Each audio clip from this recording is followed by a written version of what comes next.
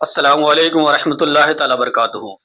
برادران ملت اسلامیہ، شعبان المعظم کا مہینہ شروع ہو چکا ہے، اور اس مہینے کی اسلام میں بڑی ہی برکتیں اور بڑی ہی فضیلت ہے۔ اس مہینے میں ایک رات ہے جس کو لوگ شب برات کہتے ہیں۔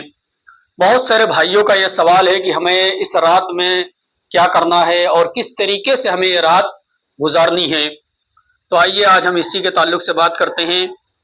اماں عائشہ صدیقہ رضی اللہ تعالیٰ عنہا فرماتی ہیں کہ میں نے نبی کریم علیہ الصلوۃ والسلام کو سب سے زیادہ اگر رمضان کے مہینے کے بعد کسی مہینے میں روزہ رکھتے ہوئے دیکھا ہے تو وہ شعبان المعظم کا مہینہ ہے۔ سبحان اللہ، یہ اماں عائشہ صدیقہ فرماتی ہیں، یعنی ہم سب مومنوں کی ماں۔ اماں عائشہ صدیقہ فرماتی ہیں کہ رسول اللہ صلی اللہ تعالی علیہ وسلم جب شعبان المعظم کی 15ویں شب یعنی 15ویں رات آتی، جس کو ہم اور آپ کہتے ہیں شب برات، تو جب شب برات آتی تو نبی کریم علیہ الصلوۃ والسلام ساری رات اللہ کی عبادت کیا کرتے تھے۔ سبحان اللہ، ساری رات نبی کریم علیہ الصلوۃ والسلام نماز پڑھا کرتے تھے، نوافل پڑھا کرتے تھے، پوری رات سجدے کی حالت میں گزار دیتے، اور صبح جب ہوتی تو نبی کریم علیہ الصلوۃ والسلام سحری کر کے روزے کی نیت کرتے، نماز فجر ادا کرتے، اور سارا دن آپ روزے رکھتے۔ گویا کہ شعبان المعظم کا پورا مہینہ رسول اللہ صلی اللہ تعالی علیہ وسلم نے روزہ رکھا ہے۔ اماں عائشہ صدیقہ فرماتی ہیں کہ اس رات کی بڑی ہی فضیلت ہے، بڑی ہی برکت ہے۔ جو بندہ اس رات کو جاگتا ہے، اس رات کو اللہ کی عبادت میں لگا دیتا ہے، تو اللہ تبارک و تعالیٰ اس کی طرف اپنی خاص نظر کرم عطا فرماتا ہے۔ رب تعالیٰ پہلے آسمان پر اپنی شان و شوکت کے ساتھ آتا ہے، اور آنے کے بعد اپنے بندوں سے عرض کرتا ہے کوئی بخشش طلب کرنے والا، ہے کوئی روزی طلب کرنے والا، ہے کوئی گناہوں سے معافی چاہنے والا، ہے کوئی اپنی ضروریات کو مجھ سے مانگنے والا۔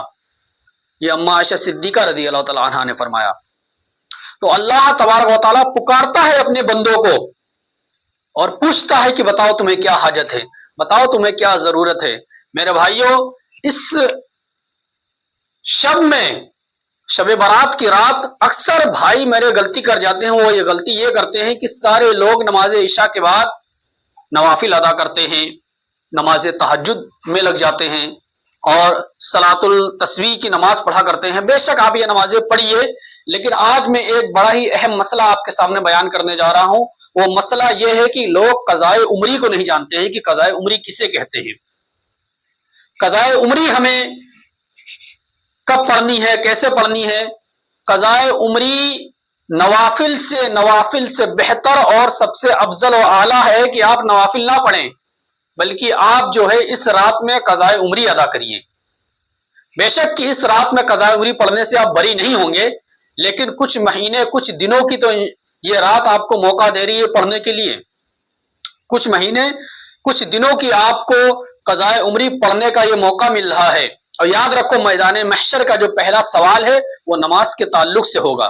تو جن حضرات نے نمازیں چھوڑی ہیں، جن کی نمازیں قضا ہو گئی ہیں، اس کو بولتے ہیں قضاء عمری، اس کا بھی آپ کو حساب دینا ہے۔ تو اس رات میں، یعنی شب برات کی جو رات ہے، اس رات میں نوافل نہ پڑھتے ہوئے، تہجد کی نماز نہ پڑھتے ہوئے آپ قضاء عمری پڑھیے۔ یہ آپ پر واجب ہے اور آپ پر یہ ضروری ہے۔ آپ کسی بھی مفتی عالم دین اہل سنت والجماعت سے پوچھ لیجئے گا، وہ آپ کو یہی مسئلہ ٹھیک طریقے سے سمجھائے گا، یہی بات آپ کو بتائے گا جو میں نے آپ کے سامنے بیان کی ہے۔ اب بہت سارے بھائیوں کا یہ سوال ہے کہ اس رات میں جو ہے حلوہ بنتا ہے اور اس پہ فاتحہ دلائی جاتی ہے۔ بے شک یہ جائز اور مستحب ہے، یعنی اگر کرتے ہیں تو بڑی اچھی بات ہے، اللہ تعالیٰ آپ کو اس کا ثواب بھی عطا فرمائے گا۔ اس رات میں آپ جو ہے میٹھا کچھ بنائیے، اگر حلوہ چاہے تو حلوہ بنائیے، یا کوئی شیرنی، کھیر وغیرہ بھی آپ بنا کر اس پہ بھی نظر و نیاز کر سکتے ہیں، اس میں بھی فاتحہ دلا سکتے ہیں۔ اور اس مہینے کی، یعنی اس رات کی اللہ نے بڑی برکتیں، بڑی فضیلتیں رکھی ہیں۔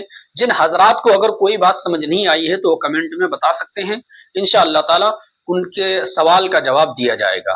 السلام علیکم ورحمۃ اللہ تعالی وبرکاتہ۔